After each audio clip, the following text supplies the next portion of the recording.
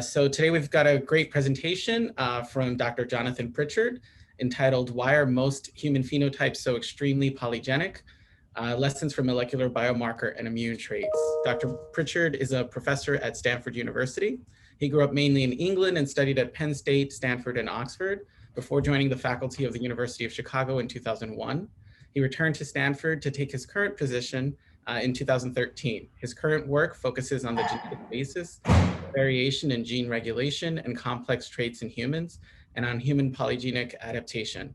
And with that, I'll hand it off to you, Dr. Pritchard. Thank you so much for joining. Yeah, great. Thanks so much. It's really great to have an opportunity to speak to all of you today. So, all right, let me share screen here.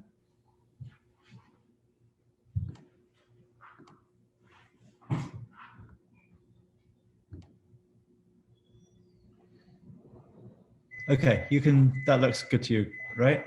Great, okay, excellent. So today I'm going to be telling you about work that we've been doing in the last 5 years or so, in which we're trying to understand why it is that so many variants across the genome affect any given trait. So what I'm going to argue to you is that for a lot of traits, there are maybe 10,000 to 100,000 SNPs spread very widely across the genome that affect the phenotypes. And I think that this really pushes us to think about exactly why it is that so much of the genome may matter for any given trait. And I think if you sort of go back to 20th century genetics, it's fair to say that a lot of our intuition comes from studies of simple and single gene traits. And of course, if you go all the way back to Mendel, part of Mendel's great fortune was that he picked some traits that happened to be driven by what we would now think of as Mendelian systems. But of course, many phenotypes are not Mendelian. And similarly, with progress in disease genetics in the 20th century, a lot of this was through identifying genes that have genes where mutations in a single gene can produce a phenotype in a very consistent and reliable way. And so I would argue that a lot of how we think about the mapping from genotype to phenotype comes from this kind of notion of a gene that does something or a mutation that has a specific effect. However, I would argue that a lot of phenotypes don't really fit that kind of paradigm in a simple way. So most phenotypes are genetically complex.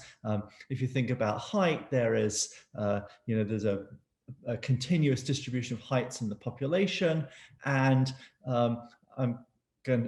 what we've estimated is probably on the order of 100,000 SNPs across the genome that affect height. And so I think this kind of raises this question that I'll be talking about the rest of the lecture today, which is, why is it that so much of the genome affects any given trait?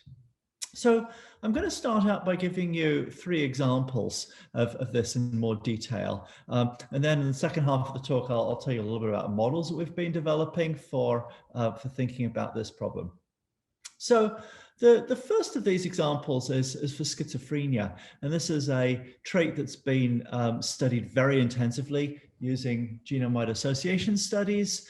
And there's been an enormous amount of progress made on schizophrenia. So there's a paper that's up on bioRxiv where they identified 270 independent genome-wide significant loci that affect risk of schizophrenia. And here's the Manhattan plot for this. This is really a remarkable achievement to find so many loci that affect a really highly complex trait. And yet, these hits together are only explaining a fraction of the heritability. So dropping back to a previous study that's looking at the previous meta-analysis of schizophrenia, they estimated that the genome-wide significant hits are only responsible for about 10% of the expected heritability of schizophrenia. Furthermore, the same paper from Bogdan Pasaniuk's lab estimated that if you take all of the genetic variation together, that does actually explain the the vast majority of the heritability of schizophrenia. But what's going on is that there's an enormous number of SNPs of small effects that are lurking down here in the bottom of the Manhattan plot. These are SNPs that have very small but real effects on schizophrenia risk. And these numbers argue that actually most of the risk of schizophrenia is not coming from these big signals up here in the top that look so impressive, but actually from an enormous number of very, very small effects that lurk down here in the bottom of the Manhattan plot, where they will be very difficult to find for a considerable time. The last thing I want to say on this is that most of the hits in here are difficult to interpret. There's been sort of very detailed and laborious dissection of some of these, particularly this chromosome 6 hit. In the last version of the meta-analysis from 2014, there was no single category that was of types of genes that was significantly enriched. But in the 2020 analysis, synaptic genes have started to show a modest but significant enrichment. So it's clear that these genome-wide significant hits are, number one, they're only explaining a small fraction of the heritability, and yet they are leading us towards something that kind of looks like some of the biological mechanism that underlies schizophrenia risk. But part of the challenge with understanding schizophrenia or many other complex disease traits is simply that we don't really understand a lot of the biology of schizophrenia in advance. So because the GWAS is difficult to interpret, it's a lack of full understanding of the genetics of schizophrenia in advance, combined with the sort of confusing GWAS, makes it difficult to interpret a lot of what's going on. So the next point that I want to make on this is that for schizophrenia and a lot of other traits, it's been shown that actually a lot of the genome is contributing to schizophrenia heritability. So this is a plot again from Bogdan Parsanyuk's lab, where they're taking each of the chromosomes and they're estimating how much of the SNP heritability comes from each chromosome. So the x-axis here is simply measuring the size of each chromosome in terms of thousands of SNPs.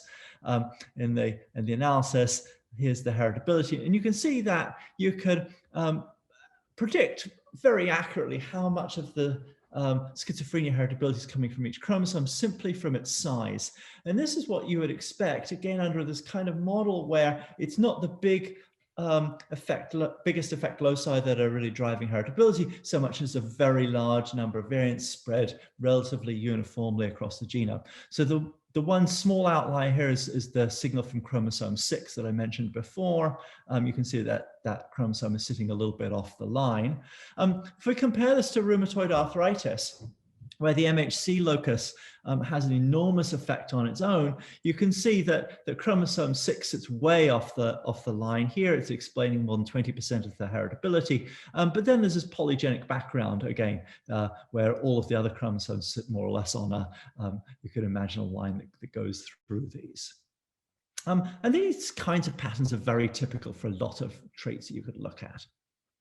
And for traits like schizophrenia or height, various groups, including ours, have tried to estimate how many variants are likely to affect each trait. And it's a difficult thing to estimate. The precise numbers are a little bit method sensitive, but there's probably on the order of around 100,000 variants across the genome that are above a few percent frequency that affect heightened schizophrenia, as well as other similar traits. So these are just really enormously polygenic traits.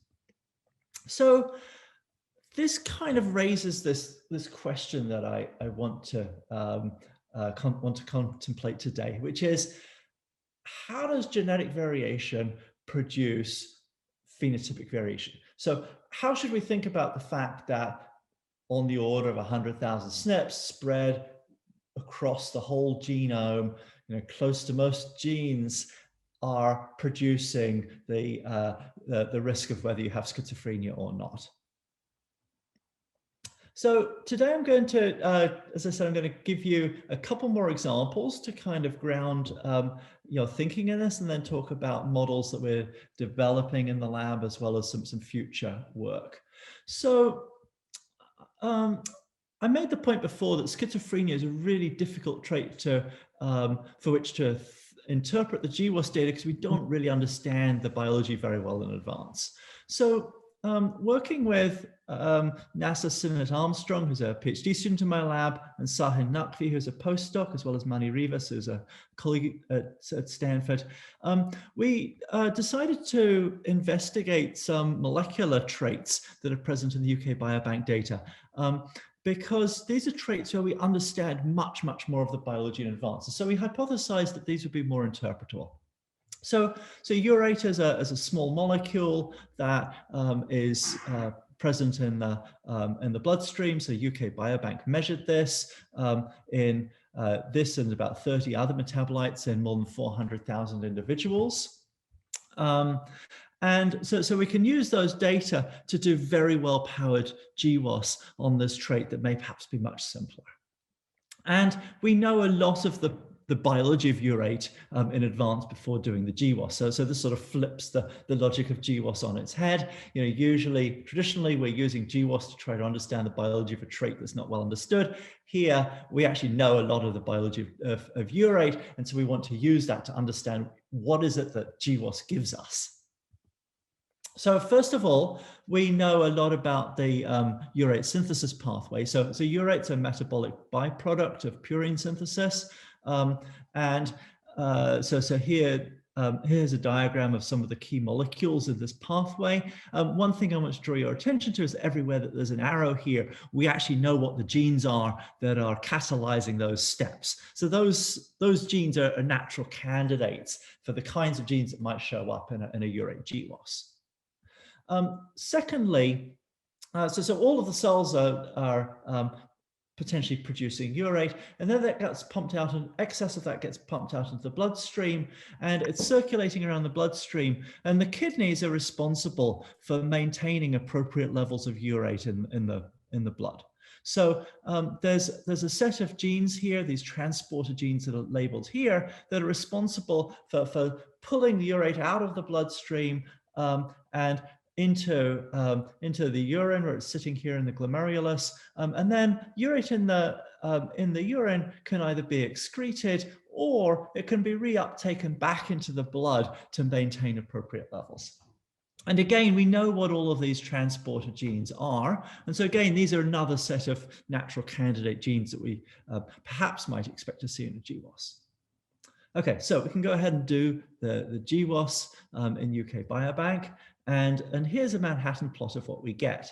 So perhaps the first point I should make is that, somewhat remarkably, even though it seems like it might be a simpler system, we get more than 200 independent genome-wide significance signals for the genetic controls of this single molecule floating around in the blood.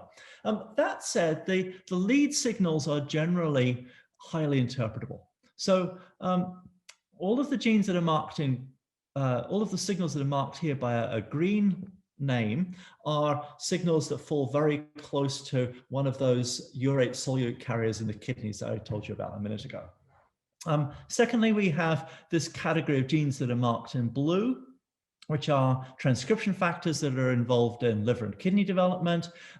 We don't know exactly what they're doing, but presumably they're affecting development of kidneys in subtle ways that then have effects on urate levels. And then thirdly, there are a couple of additional genes among the top hits that are involved in a lot of biomarkers that are processed in liver and kidney, and we don't know exactly at this point what these do. But the first point I want to make here is that actually the GWAS gives us enormous enrichment of hits within these solute carrier genes. So now this is a plot this is the figure I showed you before, but now we've marked in green all of the genes that have a genome-wide significant hit adjacent to them. And you can see that there's, we've estimated there's about a 37-fold enrichment of hits in these genes compared to the genome-wide background. So GWAS is doing a remarkable job of kind of pulling out this key part of the biology. We can also go to the biosynthesis pathway, and here we see a significant but modest enrichment. So everywhere that you see a gene name in red, that's a gene that has a genome-wide significant hit adjacent to it or in it, and then the numbers indicate the numbers of additional genes that we had curated as being involved in that step of the pathway that don't show hits. So this is about a twofold enrichment. It is significant, but it's much less dramatic than what we see for the solute carriers in the kidneys. And that's really arguing that the biology of urate control is coming more from the regulation in the kidneys than from the synthesis side of it. And perhaps that makes sense for something that's really a metabolic byproduct. The third example that I want to give you is testosterone. And in some ways, this will be similar to what we saw for urate, but with some interesting wrinkles. So testosterone, of course, has important anabolic roles in both sexes, particularly in muscle. It's produced in different levels in males and females. There's about a 10-fold difference in average levels of testosterone. Again, we know the testosterone pathway in great detail. Everywhere there's an arrow here, we know what the genes are that catalyze those steps. This is part of the steroid synthesis pathway, and you can see that there are a bunch of important products on here that you'll recognize: are estradiol, cortisol, corticosterone, and aldosterone. At the top of the pathway, we have cholesterol as a precursor molecule to testosterone. So again, all of the genes that are in this pathway are potentially natural candidates to drive the genetics of testosterone.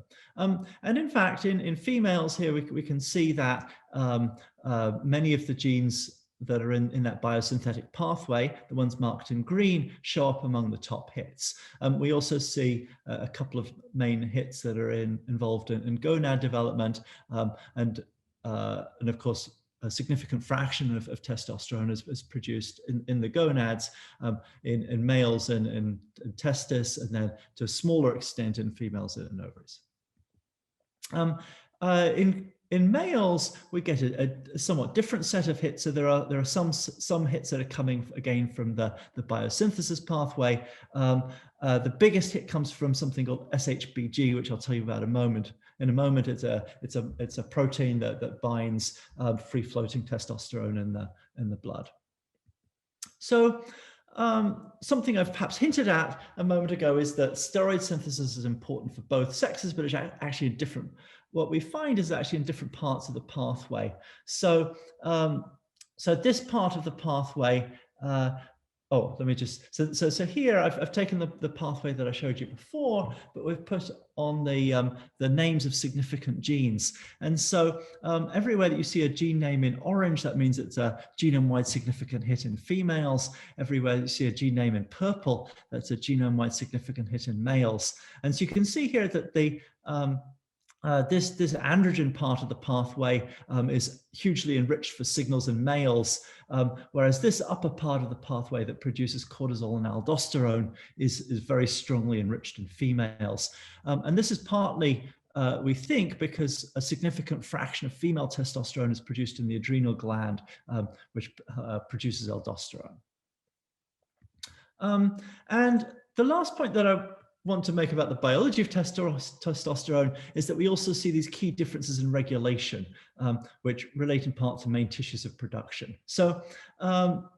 So in males, there's this important feedback loop for testosterone production. So testosterone is produced in the testis mainly. It goes into the bloodstream. Some of it gets complexed by this molecule SHBG, which you will recall was the top hit. And then the free fraction of testosterone has this negative feedback loop where it negatively regulates the hypothalamus and pituitary, which directs the testis to produce more testosterone. So in people who take anabolic steroids for sports, like Barry Bonds, one consequence of that actually is reduction in testis size, because it blocks this, because the artificially added testosterone to the body drives this negative feedback loop. So this negative feedback loop isn't really active in females because the levels of testosterone are tenfold lower, and so there's just not enough for variation in testosterone levels to contribute to this feedback loop. But anyway, so in males we get these major hits that are first in the SHBG gene, as well as a number of genes that are involved in the regulation of this pathway in the hypothalamus and pituitary.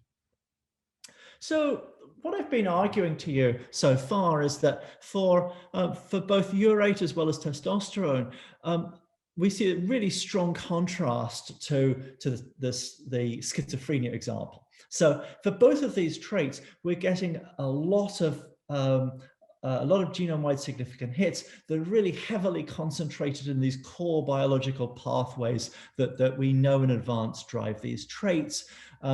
Both the most significant loci in the genome are in many cases integrally involved in these biological processes, as well as overall among the genome-wide significant hits, we see huge enrichment of these processes. And so this might lead you to ask whether these kinds of molecular traits are less polygenic. Do they have a different kind of genetic architecture in some fundamental way than traits like height or schizophrenia? And the answer actually is no, or not really. So first of all, despite those big hits, most of the heritability, so in the case of urate, most of the heritability is driven by SNPs in kidney regulatory chromatin. So one kind of analysis we can do is to take all of the SNPs that are in active chromatin regions in the kidneys and look at how much heritability is coming from those compared to background. And what we find is that the SNPs in active chromatin are about 35-fold enriched compared to the genome-wide background. And this is a signal that's driven by an enormous number of different SNPs. And then if we remove those kidney active chromatin regions from the analysis, then we see weak signals in other tissues. And most of these are not super significant. So I want to make 2 points from this plot. One is that as has been seen for many other traits, most of the heritability is coming from SNPs that are presumably affecting gene regulation. And secondly, that, as I'll show you in a moment, there's a lot of these SNPs that are contributing. So we can also try to address this question of how many SNPs across the genome matter. This is a plot for testosterone now. So what we've done here is we've lined up all of the SNPs from chromosome 1 to chromosome 21. And we're just estimating if you, so in windows of about a megabase, how much heritability is coming from each window. And then we just line these up in terms of cumulative heritability. And you can see that there are some small jumps that correspond to important genes. So in particular, SHBG, which is the gene that binds testosterone and is the single biggest hit in males. You can see there's a bit of a jump here on the cumulative distribution. But the main point that I want you to get from this is that even for a molecular trait like testosterone that's much, much simpler than schizophrenia, actually most of the genome is contributing to these traits. And if we look specifically at the known biological pathways that we had pulled out, together these explain about 10% of the testosterone heritability and of the SNP heritability of testosterone in males, and similarly in females, although the exact categories are different. And so this just highlights this point that I'm arguing, which is that even for these molecular traits, there's an enormous number of variants spread relatively broadly across the genome. So for urate, we've estimated that it's about 12,000 SNPs across the genome. This is a bit less polygenic than for height, where we estimate that it's around 80,000 SNPs. But it's still a lot of variation across the genome that affects what's seemingly a relatively simple trait that's mainly driven by a single tissue, kidney. So just to recap this part of the talk, what I've shown you so far is that, number one, the heritability is spread very widely across the genome. Number two, genes with trait-relevant functions are only contributing a small fraction of the total disease risk, although those biggest hits are usually highly enriched and relevant gene sets. So for testosterone and urate, it's about 10% of the SNP heritability is coming from these core pathways. And then thirdly, is this point that like any model for understanding this, needs to account for the fact that the variants that matter are highly concentrated in active chromatin regions. So this suggests that this huge polygenic background across the genome, the reason why it matters must be something to do with gene regulation. Okay, so this comes back to the question I posed at the start of the talk. How should we think about these molecular links from genetic variation on the one hand to a complex trait like urate levels or schizophrenia on the other hand? And so in a pair of papers that we published in 2017 and 2019, we developed kind of a conceptual model for thinking about this, which we refer to as the omnigenic model or core gene model. And so I'd like to tell you a little bit about how we conceptualize this. So first of all, it doesn't really seem reasonable to us to think that there are, let's say 10,000 genes across the genome that have somehow have direct effects on urate levels. So what we want to do is to think about models that seem more reasonable and kind of fit the key observations that I've shown you a minute ago. So the way we think about this is that there's a set of core genes, and we define a core gene as being a gene that has a direct effect on phenotype. And so in the case of urate levels, those genes that are pumping urate in and out of the kidneys, these are clearly core genes because they're acting directly on the phenotype. In the case of testosterone, those enzymes in the biosynthesis pathway we would consider also to be core genes, as well as SHBG, which is directly binding testosterone. Okay, then we also consider all of the other genes that are expressed in the relevant cell types. We call these peripheral genes.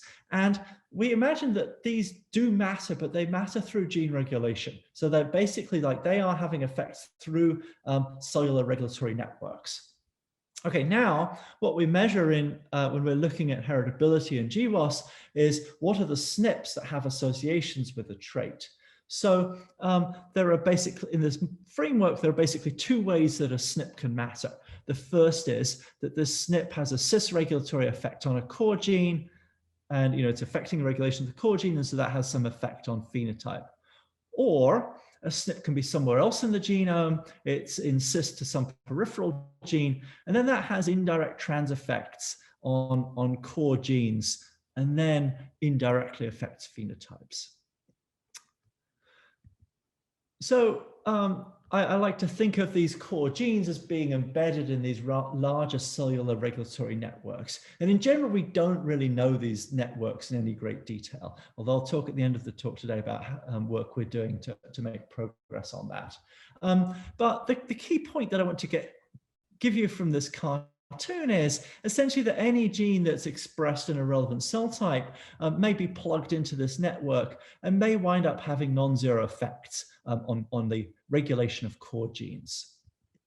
So in this omnigenic model, we make the following hypotheses. So first of all, we propose that most of the heritability is not coming from core genes, even though they are biologically the most important.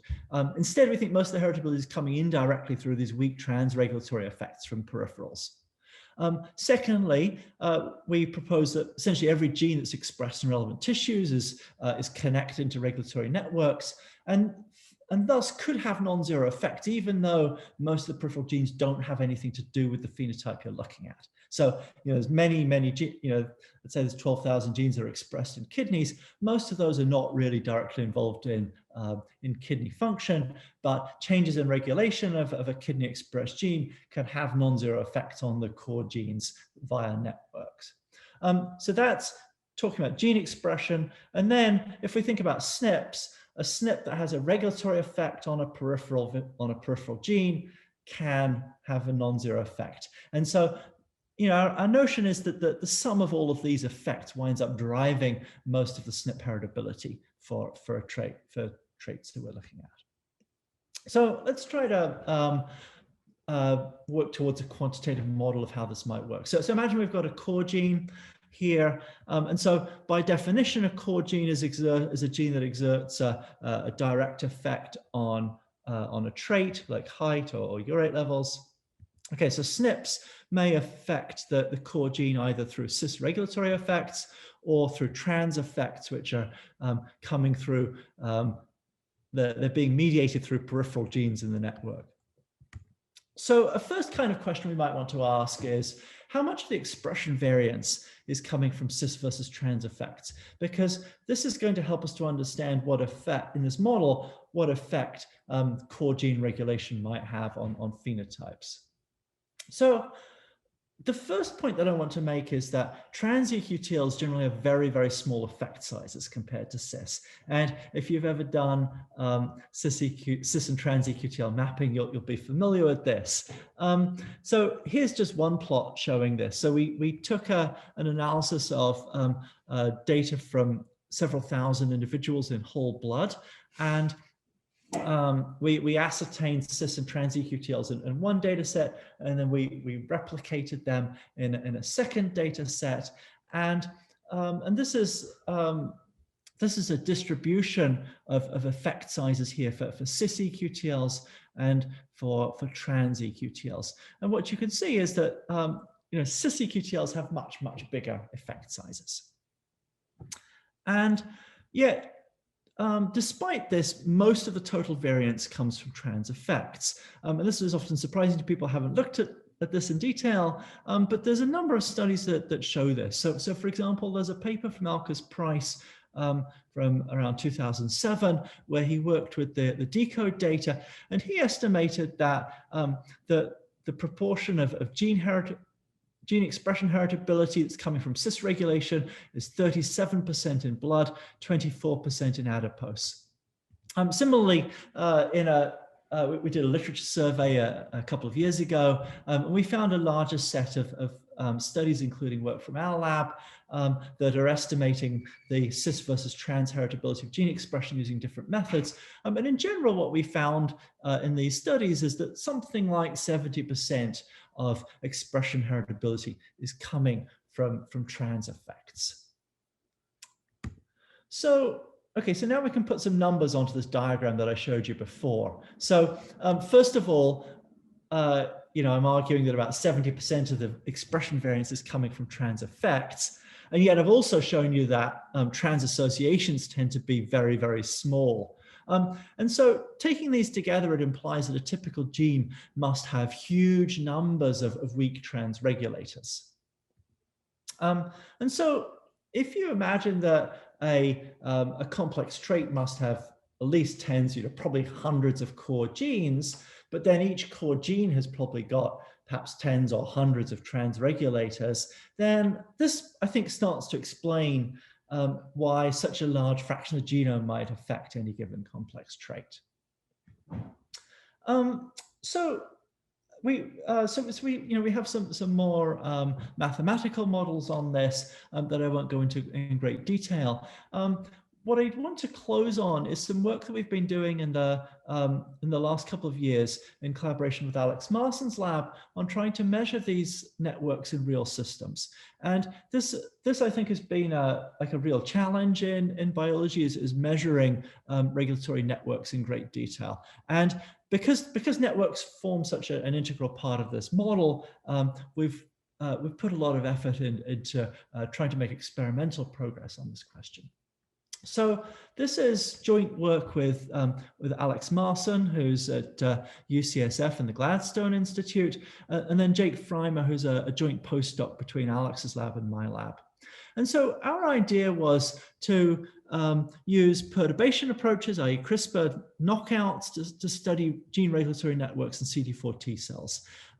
And we wanted to be able to do this in primary cells. There's a lot of the network studies that have been done so far in humans are working in cell lines, which are more convenient, but probably less likely less directly relevant to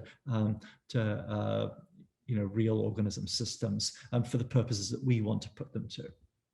And I like to think of this as a sort of trans-protein QTL mapping in a bottle. So, one thing that you might think of and a number of groups have done this sort of thing is to do trans-QTL mapping and then use that to build up regulatory networks. That turns out to be extremely difficult, simply because the QTL effect sizes are so small that you need many thousands of individuals to get any reasonable power. This is at present, it's only feasible in whole blood that people have been able to get reasonable sample sizes to do this. It's unlikely that it's ever going to be possible in tissues that are hard to access. And so we wanted to develop perturbation-based methods as an alternative to doing this. So I'm going to talk you through the study that we have done on this. So stage one is to start from some what I think of as seed genes. So these are these known core immune genes that play essential roles in a host of different autoimmune diseases, IL-2RA, IL-2, and CTLA-4. They're all critical genes that are expressed in CD4 T cells. They're located in the T cell membranes. They have regulatory effects on T cell activity. And so what we wanted to be able to do is to fill out the network around these genes. And so we had this idea that the first thing that we don't know is what are the main regulators of these three genes. And so we had this idea that we could measure protein expression levels of these genes in high throughput using FACS sorting. So basically we have an antibody against the protein of interest, and then a cell will show staining levels proportional to how much of that protein it's expressing. And then we can do FACS sorting based on expression levels. And then the critical idea is that we can couple this with a CRISPR knockout library to identify genes that have an effect on expression level of the target. So here's what this looks like in a little bit more detail. We collect whole blood from donors. We sort this to get CD4 T cells. We infect these T cells with a guide RNA library. Currently, the guide RNA library that we're using is not genome-wide yet. We're doing this against a restricted set of about 1,500 transcription factors that are expressed in T cells, as well as a number of other regulators and known important immune genes.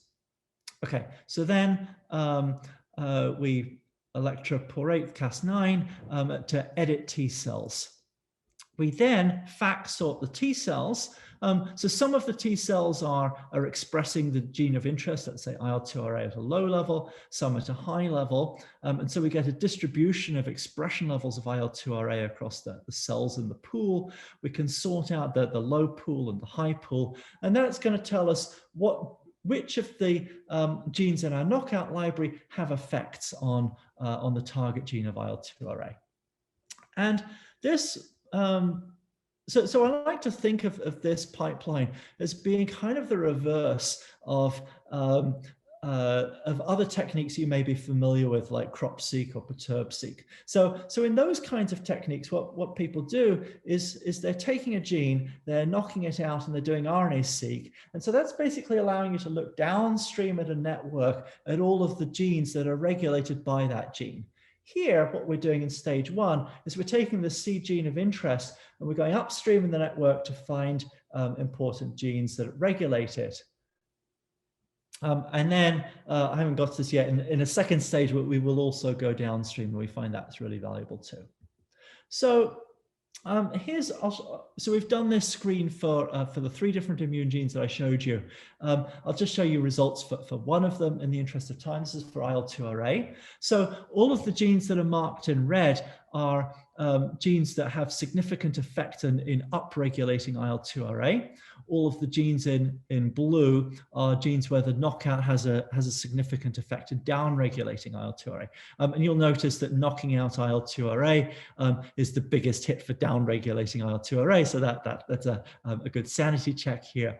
A second thing is here we're plotting the guide RNA enrichment in 2 different donors. And so we were really happy to see how the 2 donors are extraordinarily highly correlated. So the genes that are significant in one donor are almost uniformly significant in the other donor. We also have a bunch of replication validation studies on individual genes, which I won't show you, but those worked extremely well.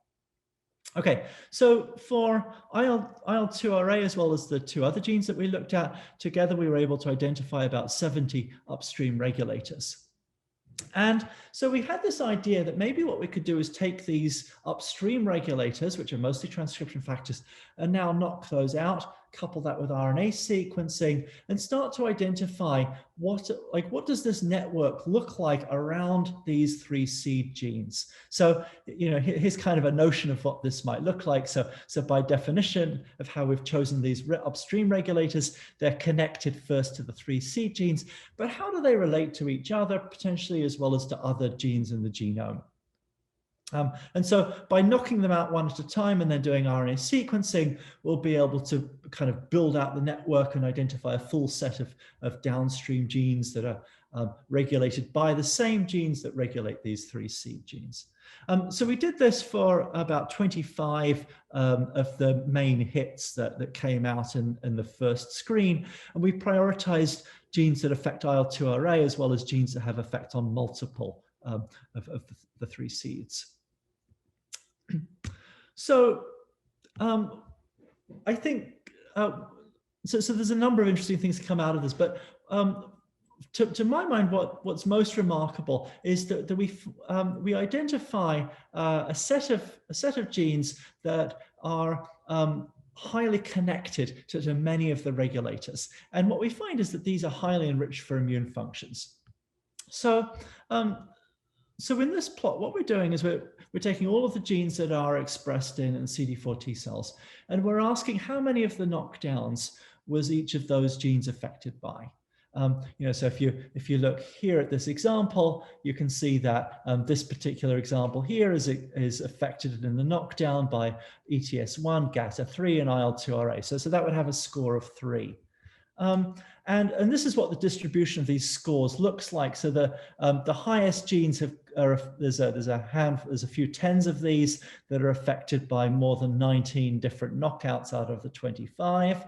And the mode here is around 2 genes, around 2 knockouts that affect a given gene. Now, the really interesting thing is that simply through the way that we've constructed this screen, we find that the genes that are affected by many of the knockouts are hugely enriched for being in the immune gene ontology category. So among this top set, about 80% of the genes that are affected by many of the regulators that we identified in stage 1 are in fact immune geocategory genes. So it's just remarkable enrichment. I was kind of blown away by this. And in fact, as you might expect, having seen this, this also enormously enriches for signals in immune disease. So first we can look at, oh, that didn't show up right, yeah.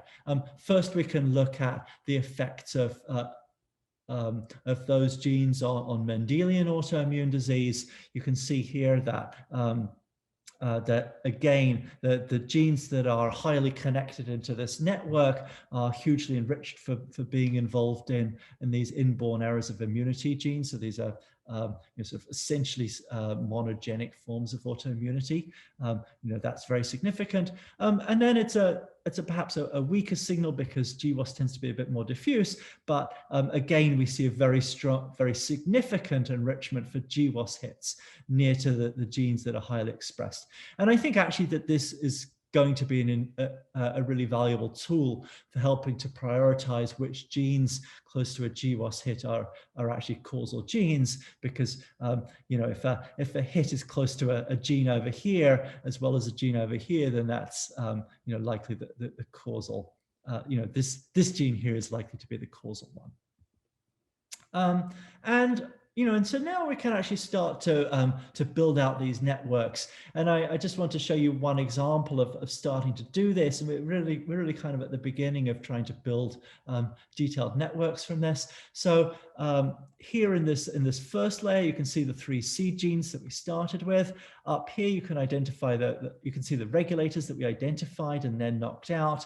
And then these 3 genes here are all genes that have major effect hits for multiple sclerosis. And so you can see that like this network that we're starting to build out has this enrichment of multiple sclerosis genes in it.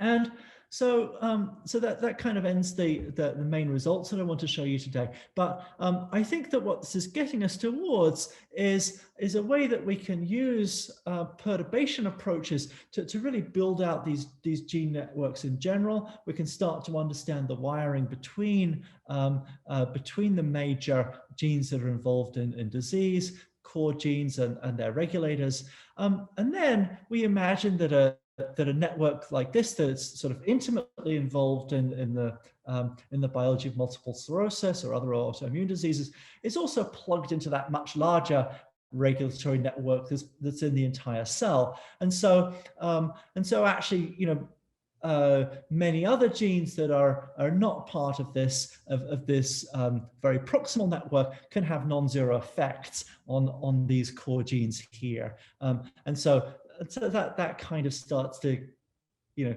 I think fill out some of the details in the relationship between this and the omnigenic model that I described a few minutes ago.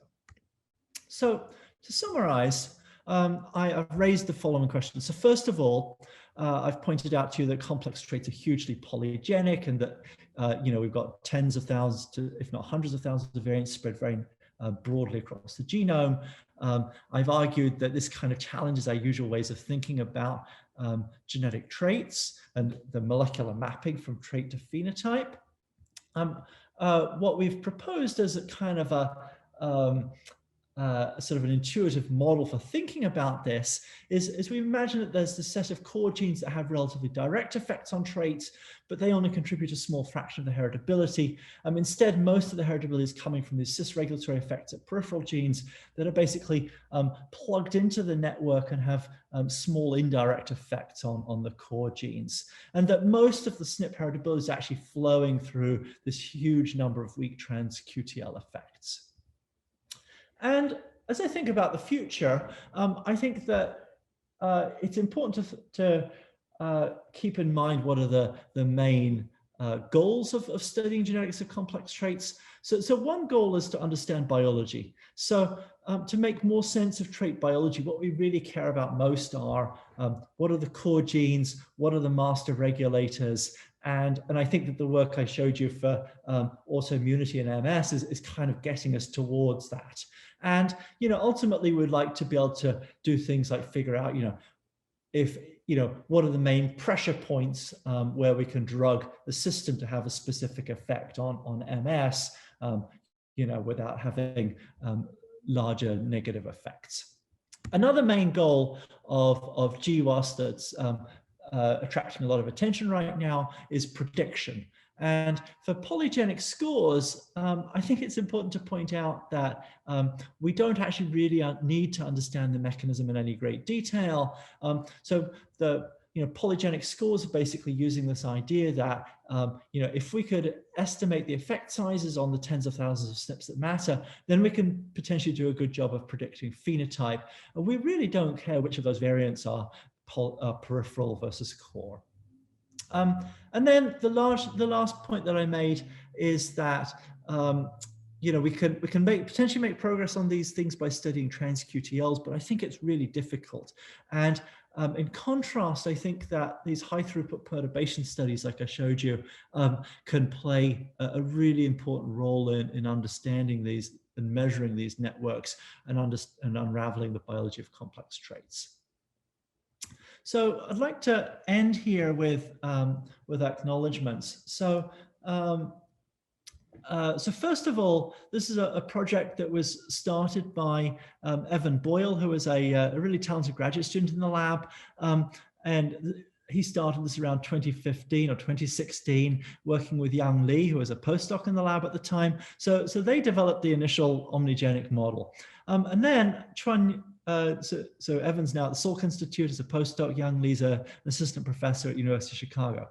So Chuan-Yao Liu was at UCSF at that time. And so we collaborated with her on developing the theoretical modeling. So we have a paper here in 2019 that develops a lot of the theoretical models that kind of underpin the cis and trans modeling that I showed you.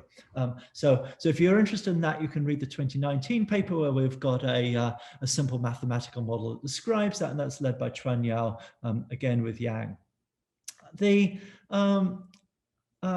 next work that I showed you was the work on understanding these molecular traits, the biomarkers, and this was led by NASA Sinnott Armstrong, who's a wonderful PhD student in the lab, and they were working with Sahin Naqvi, who's a really talented postdoc who worked on the testosterone work. And this was also in collaboration with Mani Rivas, who had initially gotten us interested in understanding the biomarkers.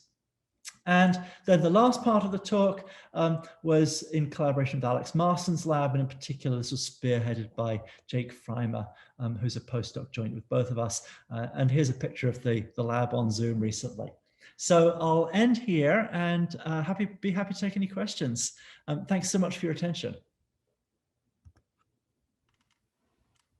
Thank you so much.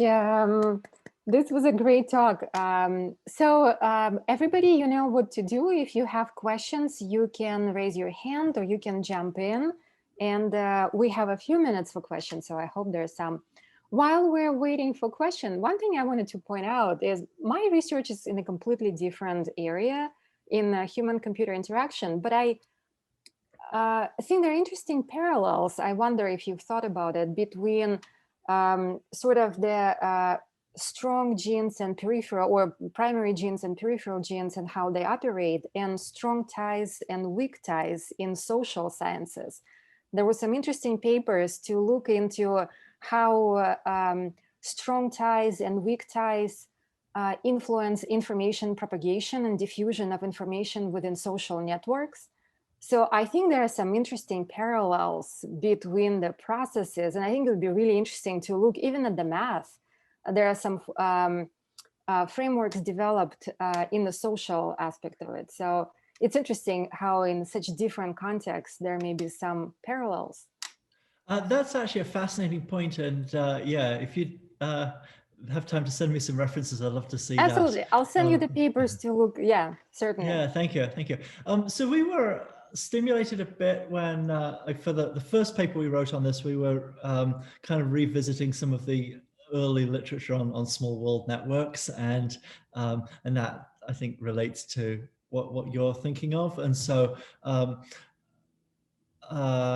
we're kind of gearing up to do some more work on network structure now, actually coming back to that, but like from the theory side. But you know, my intuition is that this kind of tells us something fundamental about the structure of these networks that have been difficult to measure practically. So you know, if you had a network that's very cliquish with, you know, sort of, you know, like sort of like genes that are involved in the same biological function are highly interconnected, but they're sort of disconnected from other components of the system, then I think that what you tend to get is that there'd be relatively few genes that actually have non-zero effects.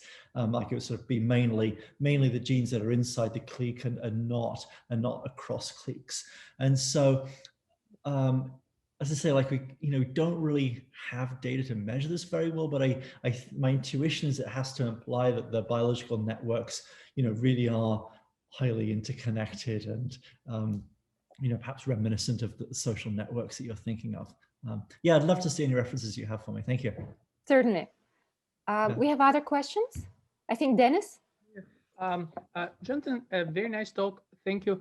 I have a question. So this dichotomy between core genes and kind of non-core genes, do you have any data that there is actually, in terms of effect size, there's bimodal distribution of effect sizes? I mean, is there necessary to do this separation? I mean, in reality, you have, more core genes and just genes which are just, it's like a spectrum. Right. So I guess I'll answer that in a couple of different ways. So first of all, for genes, for traits where we have a good idea what the core genes are, they tend to be enriched near the top of the list. I don't think that we expect really an actual separation for a couple of reasons. One is that when we we don't really have good ways of measuring gene effects directly. What we measure is the effect size on SNPs, and so the effect size on a SNP is sort of that sort of depends on kind of 2 or 3 functional sort of steps in the causal pathway. So like you can imagine, a SNP has an effect of arbitrary size on a gene, and then the gene has an effect on the trait, and it's only that second step that you care about, but what you measure is both.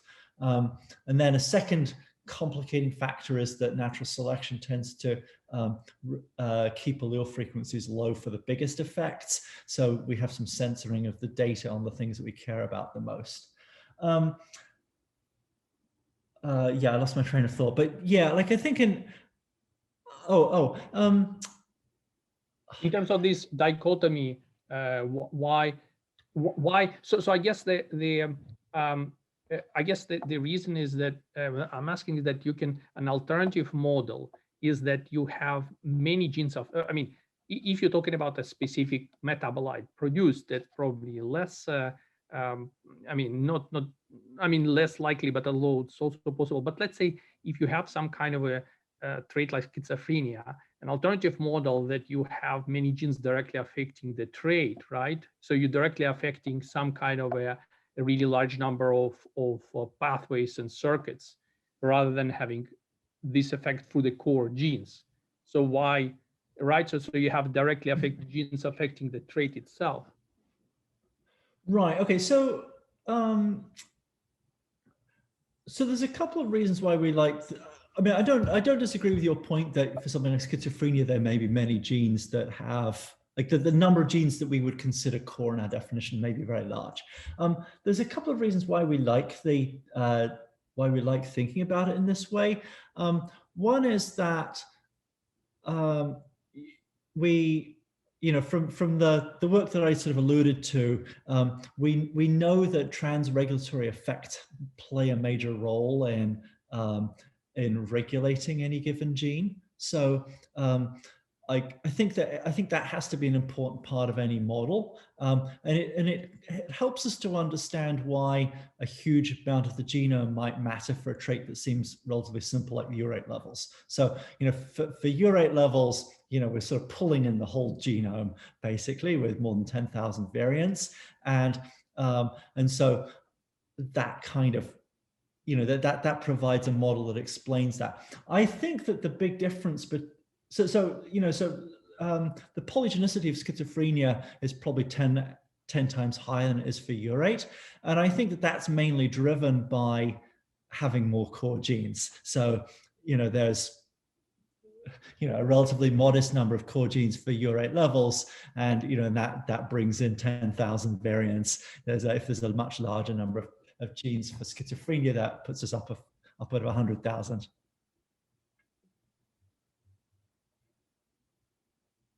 Yeah.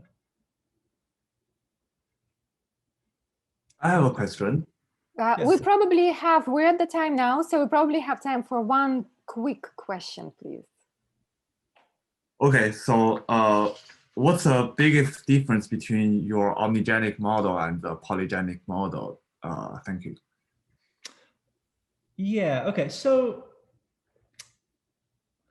the key thing is that there's so we've known for for probably 10 to 12 years that complex traits are really polygenic, and that simply means that there's a lot of SNPs that matter, but it's not a mechanistic model. It's just saying, well, a lot of SNPs matter, and there's no attempt, when we say it's polygenic, there's no attempt to say why they might matter. So what we're really trying to do in this body of work is to come up with some kind of conceptual framework for why it is that a huge number of variants might matter, but both asking the question is distinct from the previous work, as well as the specific model that we're proposing here. All right, thank you so much, Jonathan. Unfortunately, at this point, we have to close off, but we appreciate your talk. Thank you again. Hopefully, if anybody has more questions, can reach you out to you via email. Great. Well, thank you so much, everybody. It's a pleasure to get to talk to you all. Thank you.